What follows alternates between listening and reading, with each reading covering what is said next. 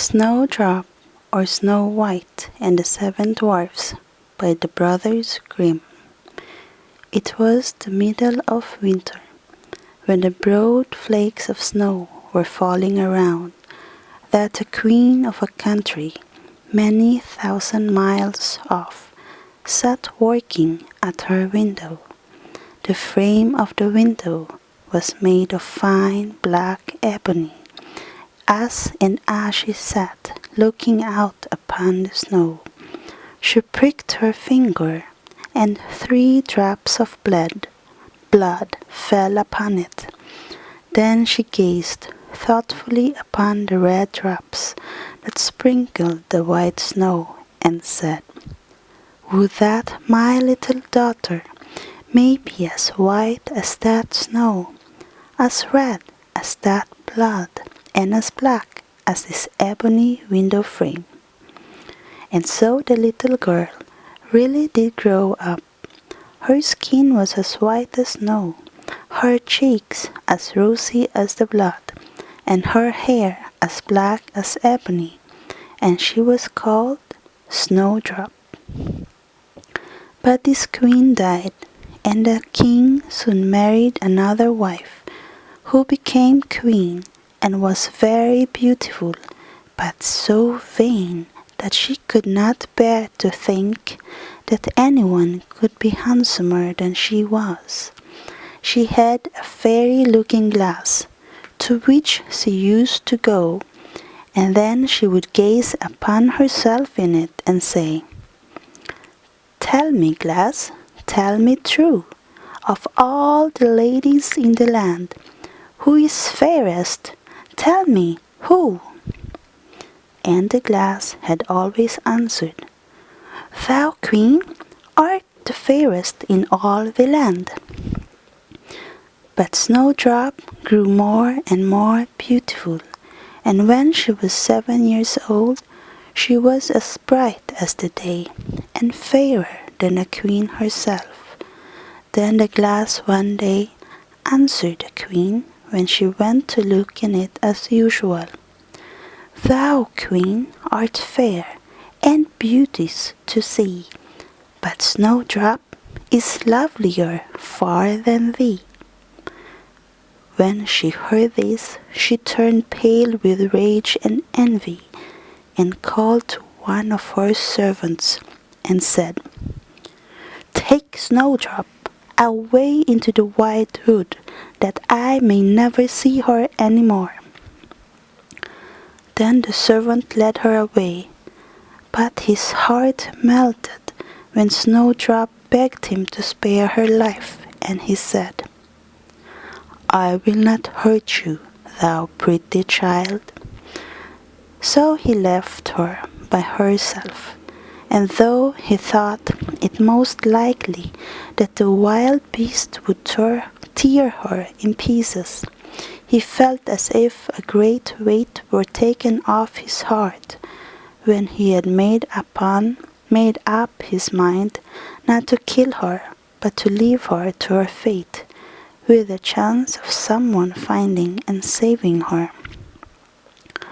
Then poor Snowdrop wandered along through the wood in great fear, and the wild beast roared about her, but none did her any harm. In the evening she came to a cottage among the hills, and went in to rest, for her little feet would carry her no further. Everything was spruce and neat in the cottage. On the table was spread a white cloth, and there were 7 little plates, 7 little loaves, and 7 little glasses with wine in them, and 7 knives and forks laid in order, and by the wall stood 7 little beds. As she was very hungry, she picked a little piece of each loaf, and drank a very little wine out of each glass, and after that she thought she would lie down and rest. So she tried all the little beds, but one was too long, and another was too short, till at last the 7th suited her, and there she laid herself down and went to sleep. By and by in came the masters of the cottage. Now they were 7 little dwarfs that lived among the mountains, and dug and searched for gold. They lighted up their 7 lamps, and saw at once that all was not right. The first said, "Who has been sitting on my stool?" The second, "Who has been eating off my plate?" The third, "Who has been picking my bread?" The fourth, "Who has been meddling with my spoon?" The fifth, "Who has been handling my fork?" The sixth, "Who has been cutting with my knife?" The seventh, "Who has been drinking my wine?" Then the first looked round and said, "Who has been lying on my bed?" And the rest came running to him, and everyone cried out that somebody had been upon his bed.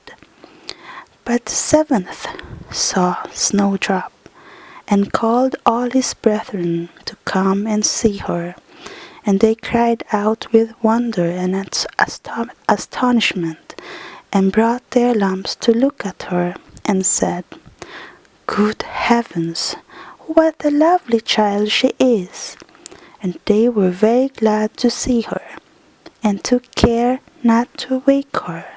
And the 7th dwarf slept an hour with each of the other dwarfs in turn, till the night was gone. In the morning Snowdrop told them all her story, and they pitied her, and said she would keep all things in order, and cook and wash and knit and spin for them. She might stay where she was, and they would take good care of her. Then they went out all day long to their work, seeking for gold and silver in the mountains.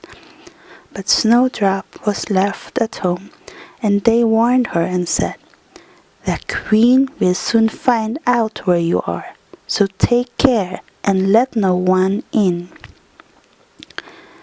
But the queen, now that she thought Snowdrop was dead, believed that she must be the handsomest lady in the land, and she went to her glass and said, "Tell me, glass, tell me true, of all the ladies in the land, who is fairest? Tell me, who?"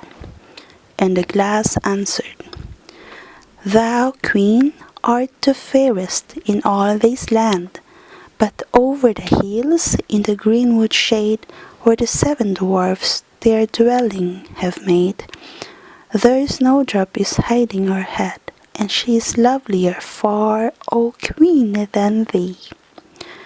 Then the queen was very much frightened, for she knew the glass always spoke the truth, and was sure that the servant had betrayed her. And she could not bear to think that anyone lived who was more beautiful than she was, so she dressed herself up as an old peddler, and went her way over the hills, to the place where the dwarfs dwell. Then she knocked at the door and cried, "Fine wares to sell!" Snowdrop looked out the window and said, "Good wares,"